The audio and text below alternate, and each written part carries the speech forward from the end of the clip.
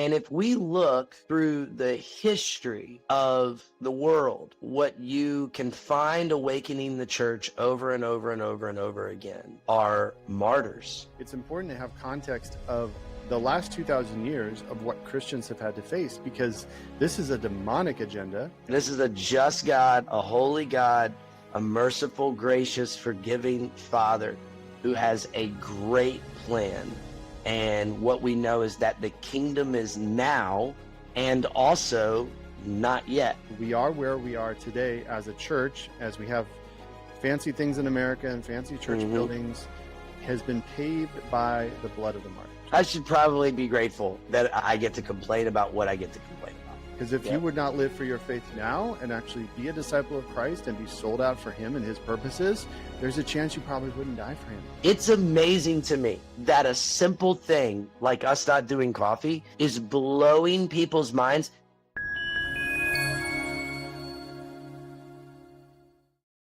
Welcome to the Eyes on Jesus podcast with Drew and Tim. We are excited to be with you today for another awesome episode. We hope so, at least, but we haven't recorded it yet, so that is to be determined. But we have a great topic on martyrs, everyone's favorite topic. Not really, but it's an important topic to talk about. It is.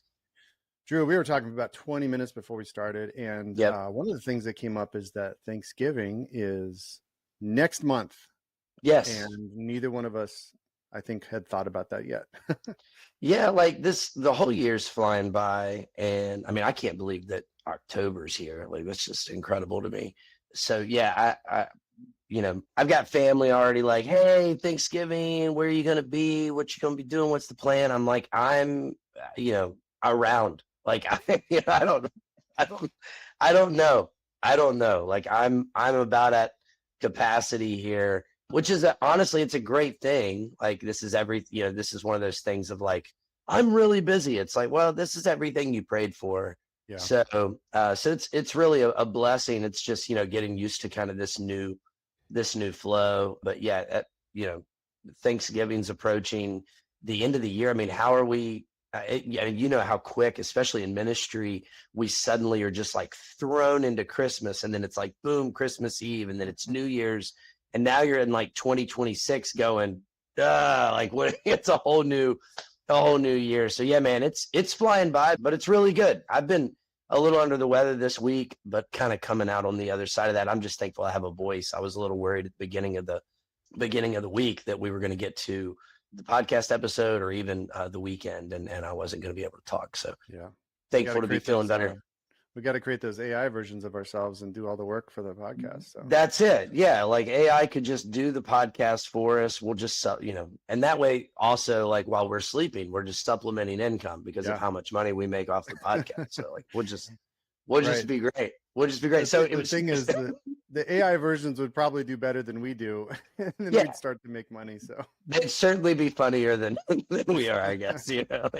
People would get them a little more. But people would be like, "What did you and Drew do different? Like, you guys are funny now. You guys have great topics." Like, oh, that's like, AI. We stopped. That's what we did. Yeah, no, it's crazy. So, what about you? Like, what's on your agenda here heading into the end of the year? Yeah, our senior pastor Nathan's back from sabbatical 3 months, so that's awesome to have him back. And we've had, probably with most other churches, just an influx in people and hunger for church and for God and questions. Having people call up and just asking questions like, how do I read my Bible? Like, asking apologetic questions, asking how to get connected is great. Like you said, this is what we pray for, but also like it brings added stress. And for me personally, like when I look at the stress of ministry during Christmas and holidays, I have to remember that I worked in retail for 24 years and it's nothing compared to that. So the amount of stress I faced with that was just to remind myself like, oh, at least I'm not there and I'm doing something for the kingdom now, which I praise God for. So, but it's a cool spot to be in. I think what I'm thinking right now with looking at on Twitter and everywhere of churches reaching max capacity is that this seems to be, granted we're 3 weeks in, this seems to be a sovereign move of God, because it's not about one church. It's not about one person. It's not about one platform, but what are the legs going to be like? Is this going to be something that goes away in a week or two, a month or two? Is this something that God's truly going to steward himself. He's going to be like, hey, I gave you churches enough time to figure this out and bring revival, and you guys just fought and bickered and had all kinds of secret sin. And so I'm going to be the one to take control. I hope so. I hope that's him, because also, even if this truly is a revival across the country, not every church is going to be on board with it. And so my prayer is that our church would be someone who God can look at and be like, there's people who say, here I am, send me, Lord, use me, Lord. When the winds of revival flow, I've heard someone say, put up your sail and hope it just takes you where God leads you. Yeah. Which is more than any person, any church can do on their own. So I'm really excited. I really hope that this continues. I really hope we see change. One of the coolest stories that made me think like, wow, this is kind of like a revival you hear about with the Welsh revival and things like that reaches into secular businesses, is one of the guys at our church who works for a car dealership. He said that it was a very dark place to work, not any or many Christians there at all besides him. And just in the past few weeks, like his boss got saved, his coworkers got saved. Like they're at the point where they want to close the dealership down on Sundays just to go to church. Like that's the conversations that are happening in secular workspaces. And so I am just like, wow, like if just a little bit that we're hearing or that gets put on the news, which is none other than if you find little channels like on Twitter that actually talk about this stuff, there's a genuine hunger for God. I just hope it's more than like, okay, I came to church, I got my salvation, I'm good now. I just really hope it's discipleship. I hope it has legs, and I hope that it reaches into the people that are still hurting and broken and need to know Jesus. Yeah, and that's twofold, right? Like there's two parties that are involved in that. Like obviously we find out the legs of it and how long this is going to last based on how well the churches steward what God is bringing and who God is bringing. So I'm with you. Like I pray that our church is one of those churches that does it the right way. At the same time, you kind of like forever, right? There's always people that are coming in to check a box. Mm-hmm. And then there's always people that are like really there for the right reasons. And then there's people that are just like checking you out.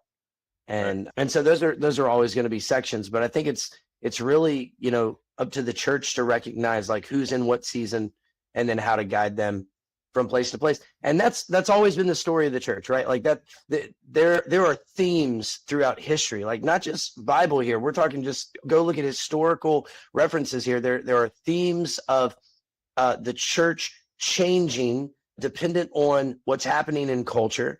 There are times where the churches are not doing well. There's times where churches are thriving. There's times where churches have taken over the majority of the Roman Empire, right? I mean, that's really the most telling moment, is when you have this unbelievably evil Roman Empire and the majority of Rome then starts calling Christ king. That's a really big deal. So if you go look at history and then you look at just like how the last 5 years really mimic so much, in that churches were basically taken apart, and really quite methodically, if you think about it. And then suddenly some churches aren't lasting. Some churches are still around. People are questioning if they need church, if they don't need church, what are they willing to do to get through church? And that was the whole COVID season and all that stuff. Yeah. And then suddenly something happens. The whole world witnesses it. And there's an awakening. And if we look through the history of the world, what you can find awakening the church over and over and over and over again are martyrs. You can find people that are killed for their faith. And because of that, the church, what was meant to destroy them, is awakened and stirred. And it's not about now we fight. It's about now we surrender more than ever. Yep. And so I think it's a great topic. Curious, what made you think that this would be timely and worthy of talking about now? Like, was there something that happened? Yeah, just the fact that everyone witnessed the Charlie Kirk a few weeks ago now, maybe a month when this comes out, right? And he was absolutely unapologetic in his faith in Christ and look at his Twitter post, go to church, Jesus is the only way, like just very much preached the gospel. And granted, he was involved in politics, and many people can't see his faith because they're blinded by a hate for certain people. Sure. And I would just say, I had someone ask me, well, that means, you believed everything Charlie Kirk said, right? I was like, well, I don't believe, like, name one person who I believe everything they say. Yeah, like, you that's can't. I respect his values for family and for country and for Jesus. And if that's all it is, that's noble enough to know that, like, he at 31 died in an open forum that he didn't have to be at, to just try to tell people about values and family and truth as he saw it and as the Bible saw it. And so that's something that people have really divided over, but I think there's been an overwhelming response to say, like, well, I may not have believed in everything he said, but also I respect the fact he was willing to die for his faith, and tell me more about this faith that I don't believe in. That's some of the questions I'm getting to. And as he is a martyr for the Christian faith, that I don't think that's up for debate. Some people might want to do that, but he unapologetically, in an open forum, died for his faith, died for his views. And so, this episode is not just about Charlie Kirk, but I wanted to talk about martyrs in general, because we're so protected in America that we don't see this ever, unless you read magazines or see articles about the persecuted church across the world. But America doesn't have this. Like, name one person, if you live in America, that has been martyred for their faith. Yeah. Right. Like, it's just, I'm not saying that Christians don't die, but like, to actually be murdered because of your faith, not willing to recant Jesus at the face of a gunpoint or someone who wants to end your life. That doesn't happen as it does everywhere. Right. The only thing, and you're right, it doesn't happen where it does everywhere. Like what's going on in Nigeria right now. Oh, yeah. Well, I mean, bro, nobody reports on anything, but like Christians are dying literally every day. Churches burned every day. Like Christianity is being destroyed, just ruthlessly trying to be destroyed all over the world. And meanwhile, in America, I had to, what I had to think back to? I had to think, after the Charlie Kirk thing, I had to think all the way back to the Columbine shooting. Mm-hmm. And there was that girl who famously was, I guess, called out. I don't know if she was wearing something or maybe it was just her reputation, but they asked her in front of everybody, gun to your head, are you, like, do you follow Jesus? Like, are you a believer? And she was like, absolutely, like, yeah. And they shot her. And and it's just, I remember when I heard that story, I was like, oh my gosh, I can't believe it. And it made me think of my own faith. I was in like middle school. I think I was in like middle school when that happened, right? So I hadn't like that stirring and that level of like, oh my goodness, what would you do in this? Like now people are experiencing that, some for the very first time. And you had an entire generation, like you can get mad at what Charlie Kirk was saying. You cannot agree with it. That's fine. The problem was not in what he was saying. The problem is that an entire generation was listening. Yeah. And that's ultimately, like, if I went to the Utah, it was, what was the campus? It was Utah something? Was it Utah State or Utah? I can't remember. If I went on the same campus tomorrow, nobody's going to have a problem with me. Nobody's going to have a problem with anything I say, because no one's listening. But when thousands of people show up and they're all future voters and they're all future leaders, they're all about to go into the workforce and they're listening, that's when it's a problem. That's when it's a problem. And this has been, and this is what we want to point out, this agenda to destroy Christians has been around since the time of Jesus. Jesus was the ultimate model for us, laying down his life unto death, and he paved the way for the church age that we live in, which has not been about, he said, you will be persecuted. All the apostles except John died for their faith, and John didn't have it easy by any means. It's like, no, Jesus set this up. And when we are now shocked by this, it's important to have context of the last 2,000 years of what Christians have had to face, because this is a demonic agenda. That's correct. To destroy Christians. It's not just I disagree with you. It's not just we have a difference of opinion, or I have my own religion, you have yours. Right.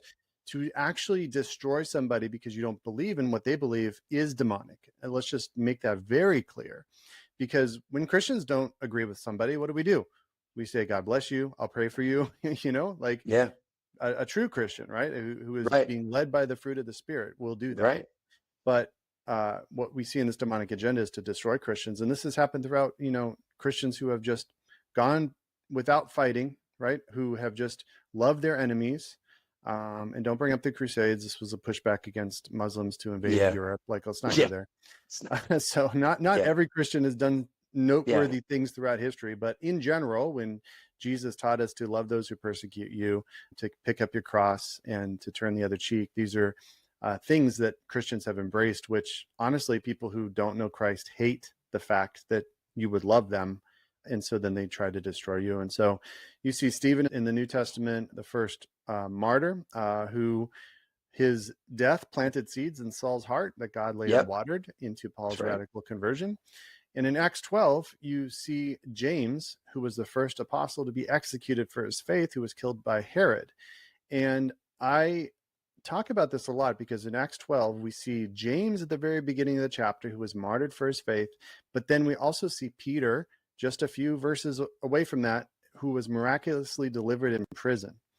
And we see that how sometimes God's servants will die and other times he allows them to live, both for God's glory. That's and right. From our own lens, when we see someone like James, the first apostle to die, like I think James could have lived another 30, 40 years. He could have spread the gospel to many countries. He could have done this and that and this and that. And that's how we look at martyrs. Well, their lives were cut short and they could have done so much more. And God looks at it so differently. Just with Charlie Kirk alone, look how much more he's doing in his death than he could have done in his life.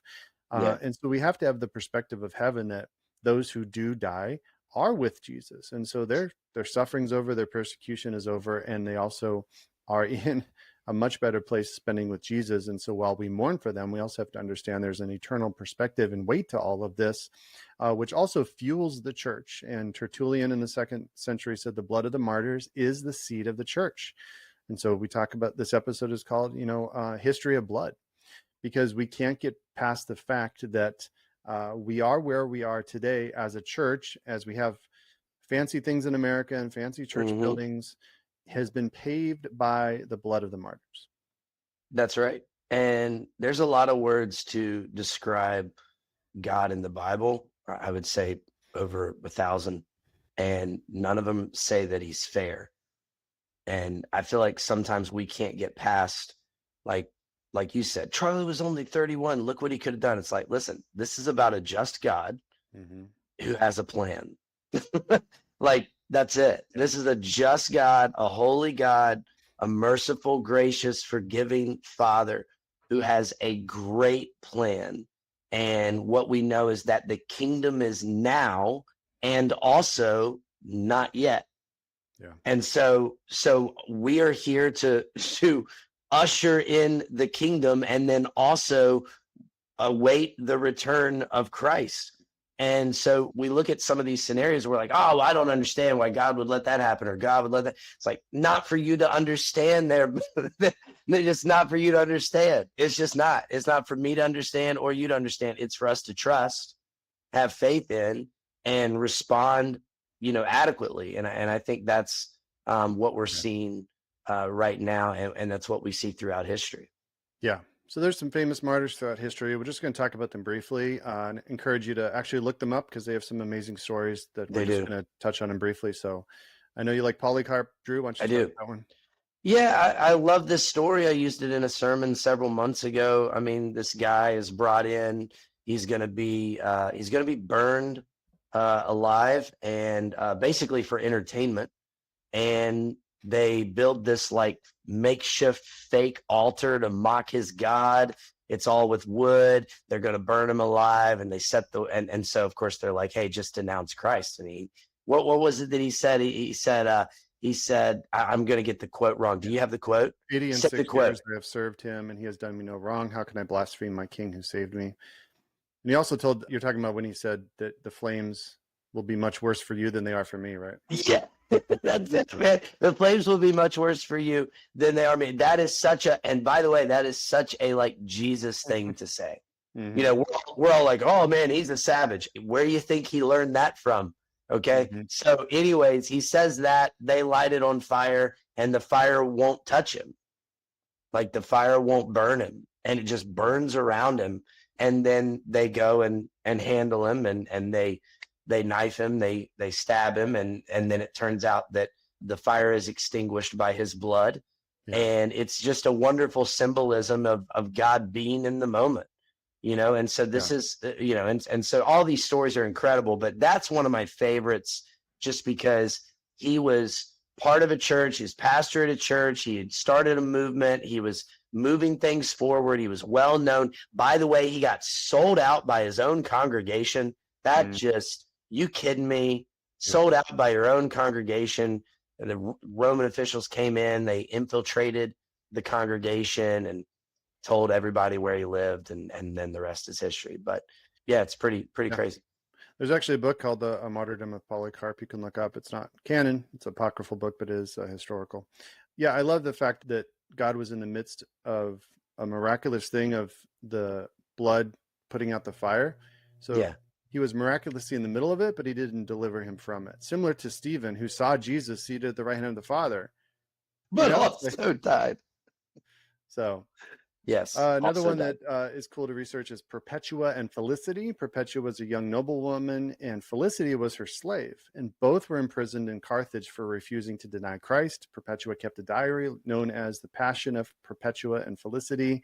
It's one of the earliest and most vivid accounts of Christian martyrdom. They were mauled by beasts and executed by sword in the arena.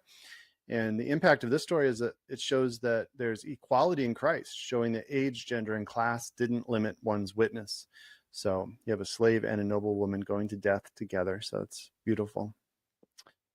Then you have Ignatius of Antioch. He's the bishop of Antioch, one of the earliest church leaders of the apostles. He was arrested under Emperor Trajan, and sent to Rome for execution. Along the way, he wrote 7 letters to churches, urging unity, obedience to bishops, and perseverance in suffering. He longed to imitate Christ, writing, "I am God's wheat, and I am ground by the teeth of wild beasts, that I may be found the pure bread of Christ." That was crazy. So he was executed in the Colosseum like by wild animals. And we have his letters today of Ignatius. Just think that on his way to death, he wrote 7 letters to the churches. Yeah, and then you've got William Tyndale, who was determined to translate the Bible into English. Okay, so this is like, wake up, America, okay? Like, what would we do without William Tyndale? I don't know.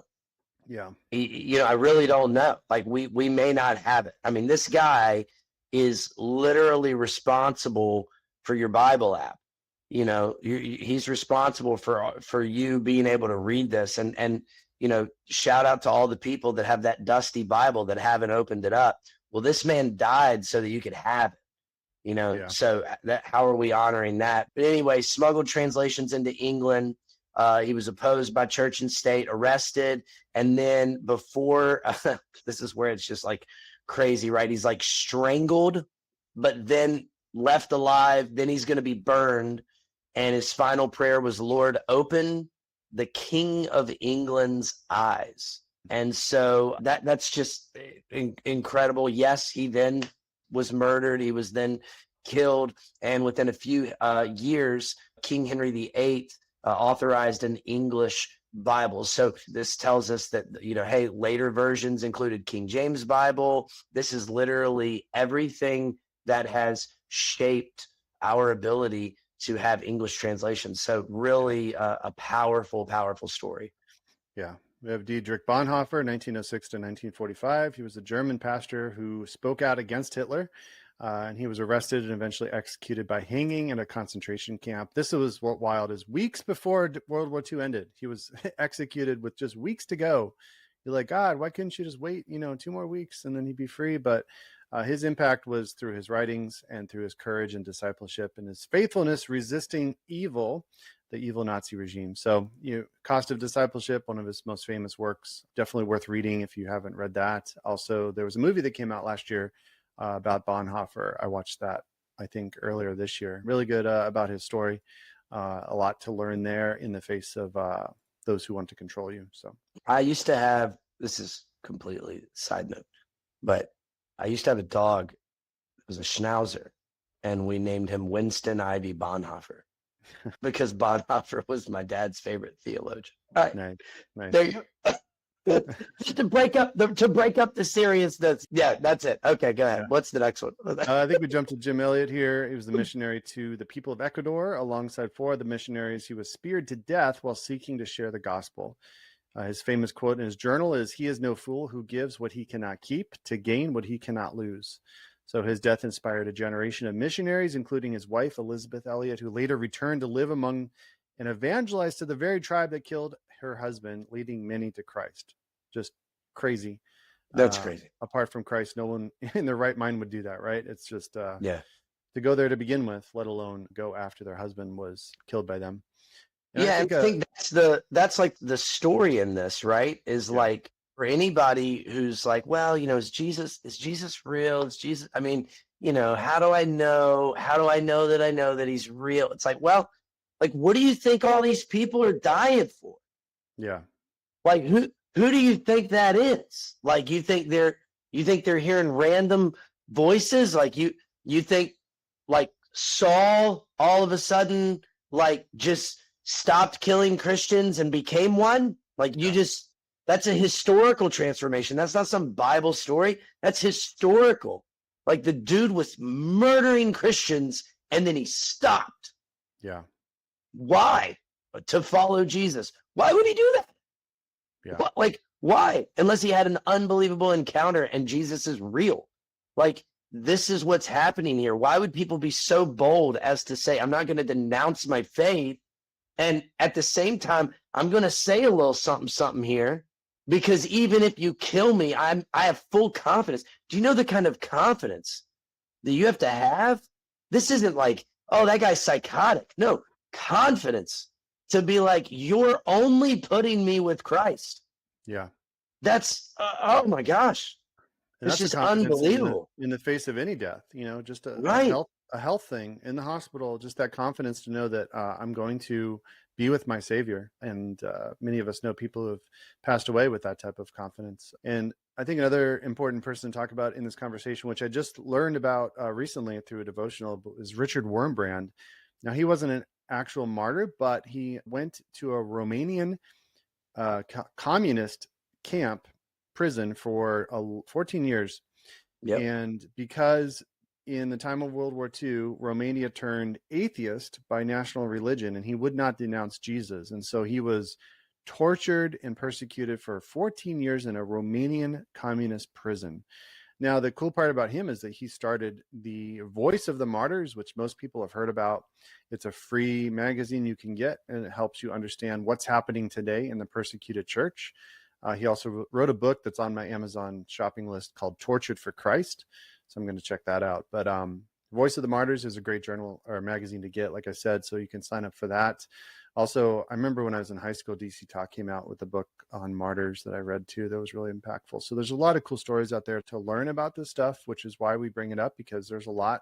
When you see someone else's faith in the midst of crazy things that we can't even imagine, it really helps put things into perspective when we're mad in traffic and when we don't get a job we want, or when we just mourn and complain over our comfortable lifestyle, right?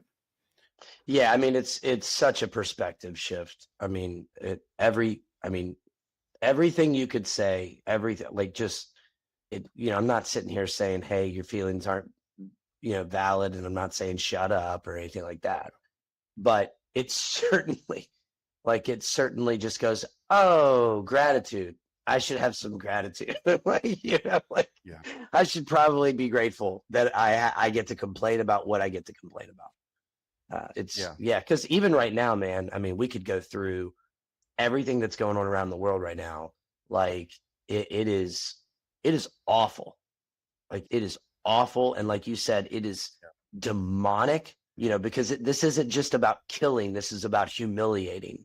This isn't just about killing. This is about, getting fancy and mocking Christ.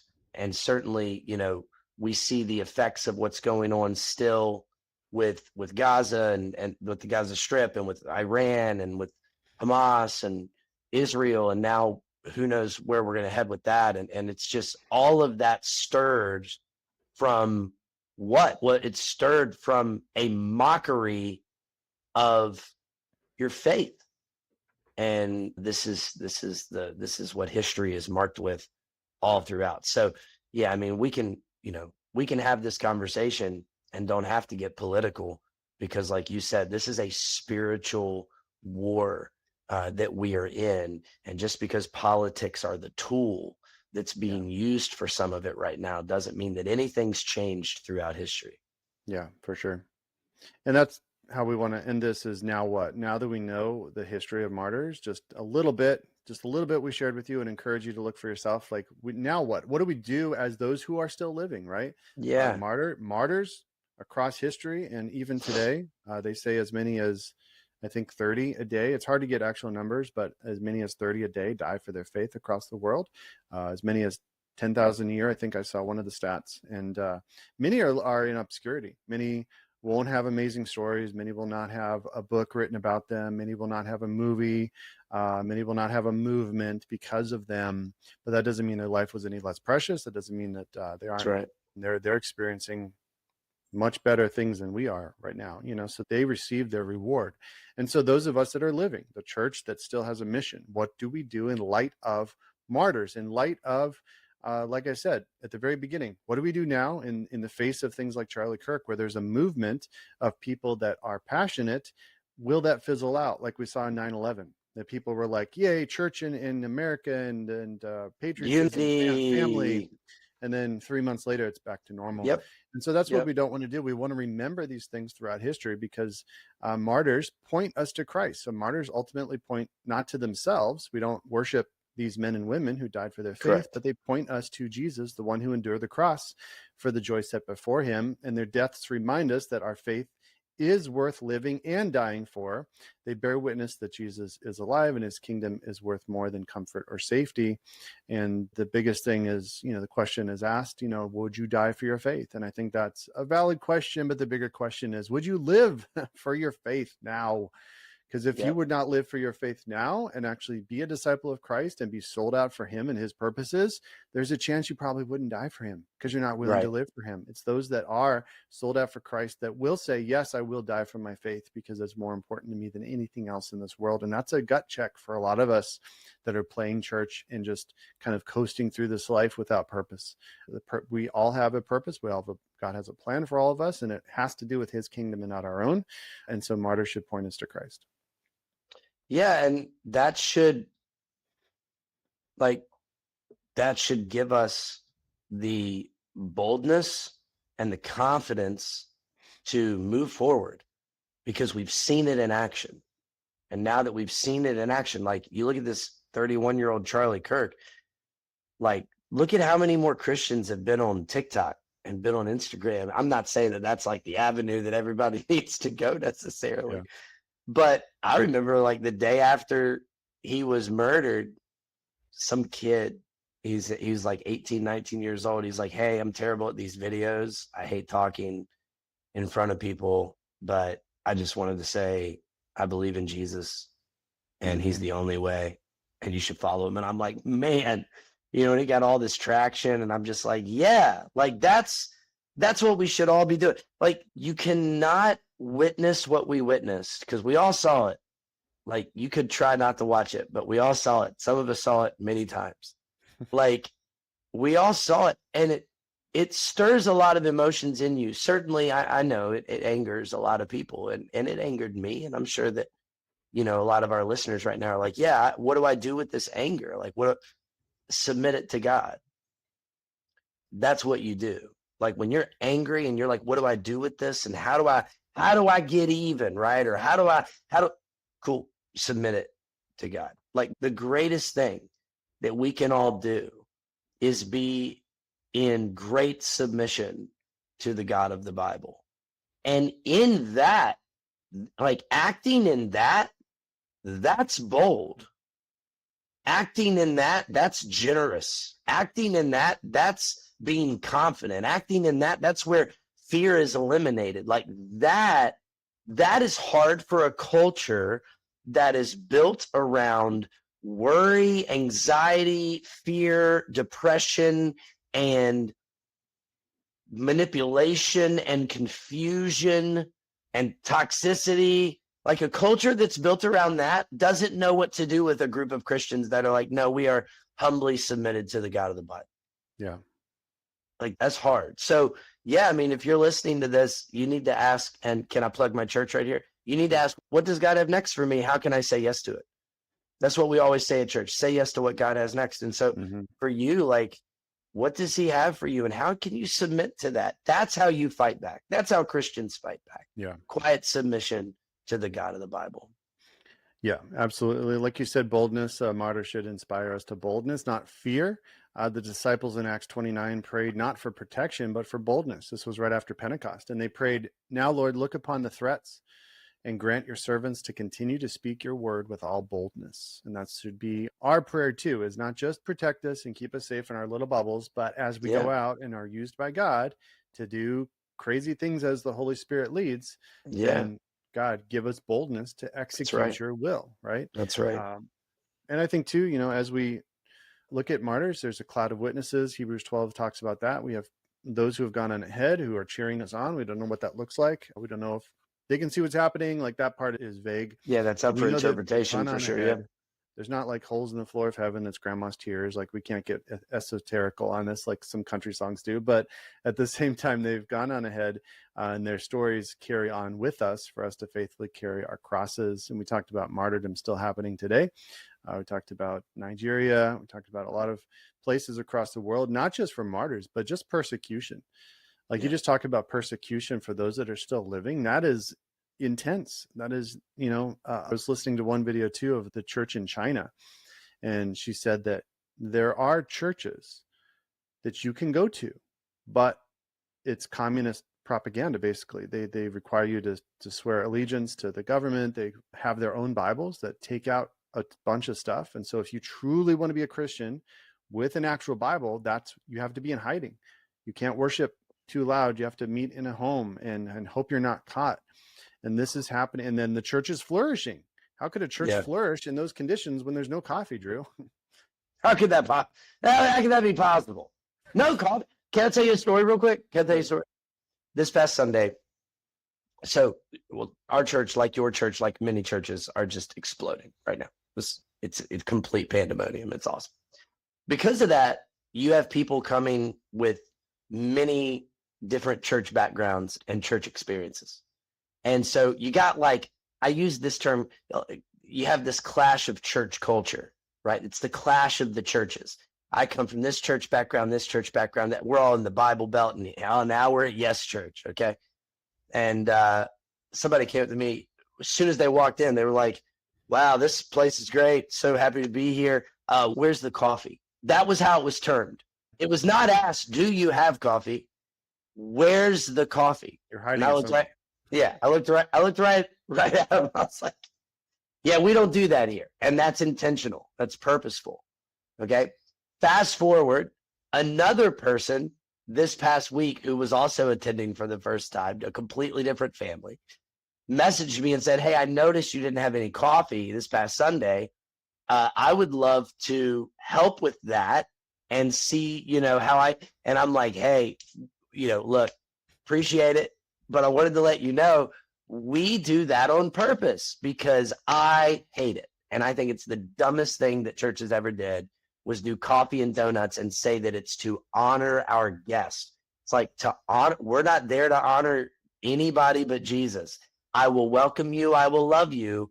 I need to honor you. You can afford coffee. I need to honor you. How about we go give coffee and donuts to homeless people? I need to honor you. You just rolled up in a Range Rover. I need to honor you with coffee and donuts. Like, get off me. Anyways, so I told them, like, it's very purposeful. It's amazing to me that a simple thing like us not doing coffee is blowing people's minds. That person literally messaged me back, I've never heard of a church that doesn't do coffee. That's what they said verbatim. I've never heard of a church that doesn't do coffee. And I was like, well, if you hang around long enough, you're going to find that you've never heard of a church that does a lot of the things that we do. that's just who we are. But I'm just blown away by that. I'm blown away that we have lost that much perspective of what we're there on Sunday mornings to do. And so it's very fitting that we would recognize, like, wow, people are experiencing this, and we want church to look a certain way and be a certain way and have certain things. Yeah, man, it is rough. Get your no coffee shirt on Drew's website. What does it say? That's right. Yeah, it says got coffee and then no. Yes, Drew. And then on the back it says yes, not online. Yeah. Love it. Yeah, no, it's killer. It's a good one. It's our most requested shirt so far. It's a really good one. Well, and then we do coffee, and then you get. We actually had a comment last month that said, "Why don't you have stevia? Don't you know stevia is better than all these other sweeteners?" And I'm just like, "Oh my gosh!" Yeah, it's like I told the pastors, like, I hope this person is as passionate about Jesus as she is. Yeah, like, tell me what you learned from the sermon. Did you write notes down, like, or were you just drawing stevia? Like, what's? It's really tough. Yeah. So, anyways, people dying for their faith, not just not come to church because you don't have coffee. Should inspire us to a bold faith today. Again, Jesus said, "Take up your cross daily." Cross was an instrument of death. This is not just, I have my cross necklace, I'm wearing it daily. No, this is you will die, both physically if needed and spiritually. You come to Christ to die. We're called to die to ourselves, to our pride, to our comfort, fears, and idols.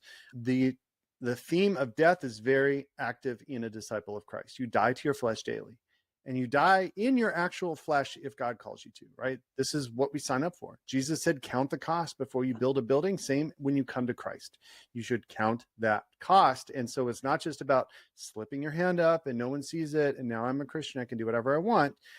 This is about dying to yourself. And there's many false Christians throughout the country, throughout the world, who claim the name of Christianity and will go to hell because they never truly had a heart change and became a disciple of Christ, because it was all about them and not about Jesus. And that's something that, hey, that's above my pay grade. I can't judge anyone on where they're at with Christ, but I can say, I know for a fact that Jesus will say to many people, "Depart from me, I never knew you." And that will be the worst word you will ever hear in your life, because it will usher you into outer darkness and eternal torment.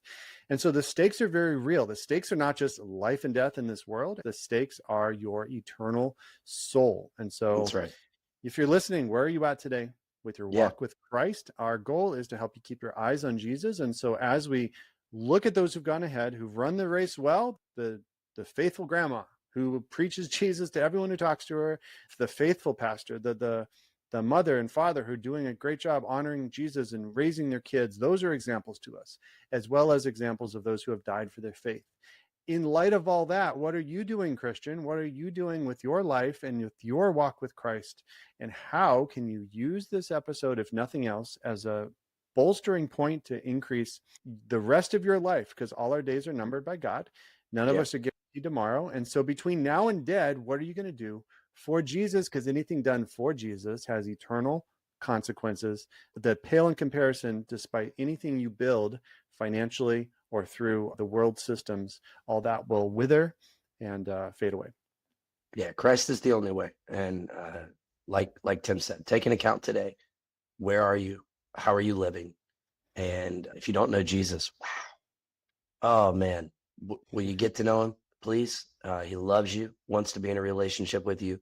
And you can even reach out to me and Tim. We'll happily have that conversation with you. And if you are a Christian, like, how are you showing that? Like, where's your fruit? Where's your obedience? Where's your submission and surrender? Those are words we're not scared of. Submission and surrender to the Creator God. Yeah, sign me up, because I'm not him. So we can deal with that. Yeah. And then if you are like feeling like, hey, pat on my back here, I feel like I'm doing really well. Great. Keep going. Yeah. Like, let's go. Like, you got two guys here with you. Like, let's keep going. Let's keep running the race. Let's finish well. The Bible talks a lot about finishing well, not just running the race, but finishing well. And we want to finish well in whatever that looks like. Now, I am curious, one last question just for you, Tim. Yeah. Do you think in your lifetime that you're going to have to face this question before death? Oh, will you die for Christ?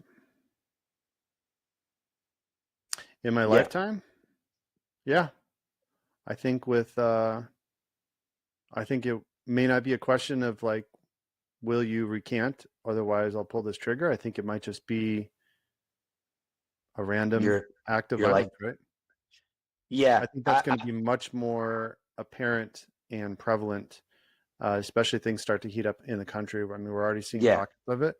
What we saw with the LDS Church, which, was tragic and horrible, but someone just taking it out on a religion they didn't like. And we're seeing that in schools. We're seeing it all over. So I would imagine, if we're talking about the next 40 years without Jesus returning, then yes, absolutely. I think the chances of being put in that position are much more likely than they would have been 20, 30 years ago.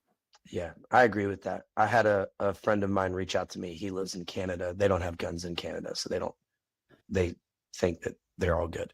But he sent me a message and he was like, "Hey, I just noticed that like you talk a lot." And I was like, "Yeah." That was it? Like, he was like, "Your face," he said, "your face is like, I see it on social media a lot." I was like, "Yeah, I do podcasting and then, the church and all that stuff." He was like, "Just be careful, man." He was like, "I worry about you." And I was like, "Oh, like I appreciate you worrying about me." I was like, "Don't worry about me, man." I was like my fate's set. And so I said, if something happens to me, like you just need to be like, "Oh, like he's having a blast right now." I said, but I appreciated it. But I do think that's worth taking note that not only is it something that I've thought about, but wow, like other people are recognizing, hey, if you talk, if you are a Christian, if you're kind of on a target right now. And it's like, yeah, it is. So shout out to our security team. That's the way, like, don't roll up. Yeah, we'll put you out. We'll put you out quick. Yeah. We don't mess. So yeah, man, praying for you, praying for everybody. And I hope just across not just our nation, but our world, I'm hoping that maybe there's a turning point, no pun intended, but maybe there's a turning point here where we can get out of it. Biblically, it doesn't look like it's going to happen. Yeah. But yeah, we'll see. I'm with you. I think at some point it's going to get really interesting for our kids and for us and everybody. Yeah. And the last thing I'll say is we have to guard against fear. Like that comment alone is fearful, not hopeful. Right. And so there's so much in the last 5 years alone of fear-based mentalities, both in media, both in personal. I mean, there's still a guy at my gym that still wears a mask. The only person that I ever see wear one, because it's fear-based, because something got into you that thinks I need to protect everything I can, even in the face of data or whatever everyone else is doing. And that same thing goes with churches. Same thing goes with Christians. How can I protect what I've built so that no one takes it? And I would just be very careful. It doesn't mean we can't be good stewards. It doesn't mean we don't have a security team. It doesn't mean we just waltz out into dangerous situations without being led by the Holy Spirit. Sure. But fear can't be the motivator. And so with that, let us know what you think about the episode on martyrs. You can reach out to us. We'd love to hear your stories or how God is increasing in your life with other people that are taking things a little more seriously, a little more bold for your faith. What has the journey been like for you over the past month? Don't forget to like and share this episode if you found it fulfilling at all in just helping you engage with this topic and think. If we just caused you to think, and reflect and take it before God in your quiet time, then we did our job. And so if we did our job, we'd love for you to share somebody else that needs to hear it.